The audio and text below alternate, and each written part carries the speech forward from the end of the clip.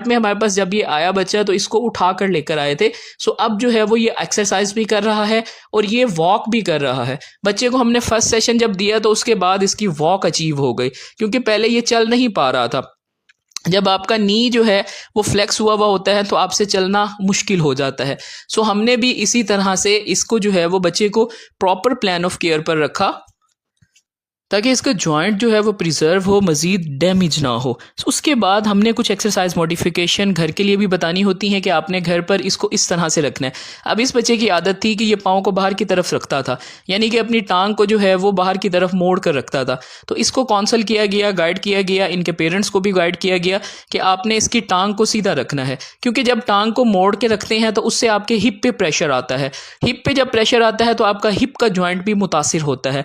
Haemophilia के अंदर joint को बहुत ख्याल के साथ रखना होता है, क्योंकि जॉइंट को आपने जितना प्रोटेक्ट किया उतना जॉइंट आपका हेल्दी रहेगा और वो मज़ीद डैमेज नहीं होगा। उसके बाद हमने जो है वो कुछ असिस्टिव डिवाइसेस के बारे में भी बताना होता है कि कुछ पेशेंट्स, कुछ बच्चे या कुछ बड़े ऐसे होते हैं कि जो मतलब कि सही तरीके से वॉक नहीं कर पा रहे होते, जिनका जॉइंट जो है वो डिफॉर्म हो चुका होता है।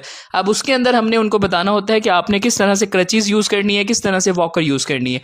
अब ये जब हमारे पास पहले आया तो इसकी रेंज जो है वो काफ़ी हद तक कम थी, यानी कि जो फ्लैगियन की रेंज है वो कम थी। अब ये एक्सटेंड कर रहा है प्रॉपर तरीके से। अब देखें कि इसकी पहले एक्सटेंशन कम थी, फ्लेक्स्ड हुआ था। अब हमने इसकी एक्सटेंशन जो है उसको अचीव किया है। इस वीडियो के अंदर हमने जो है वो हीमोफीलिया के बारे में भी कुछ बताने की कोशिश की कि आसान अल्फाज में बताया जाए ताकि लोगों को आगाही हो, लोगों का फ़ायदा हो। उसके बाद फिजियोथेरेपी का रोल भी बताया कि फिजियोथेरेपी इसके अंदर बहुत ज़रूरी है, क्योंकि मस्कुलोस्केलेटल कॉम्प्लिकेशंस जो आ जाती हैं प्रिवेंट करना होता है हमने। उसमें जॉइंट डैमेज को, मसल्स को बचाना होता है, क्योंकि अगर एक पोजीशन में जॉइंट जो है वो काफ़ी टाइम तक रहेगा तो कॉन्ट्रैक्चर बनने के चांसेस होते हैं, मसल आपका एक जगह पर रुक जाता है।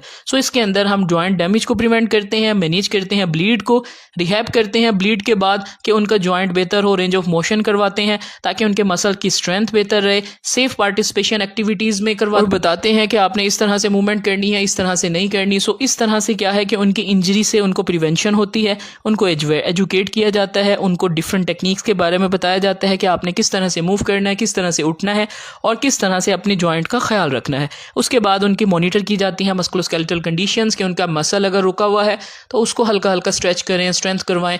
These are the very effective things जो कि आप लोगों से भी शेयर की गई हैं। होप सो आप लोगों को पसंद आई होगी वीडियो। आप कमेंट करके लाजमी बताया करें कि आप वीडियो कहाँ से देख रहे हैं। मज़ीद भी हम इंफॉर्मेशनल वीडियोज़ आप लोगों के साथ शेयर करेंगे।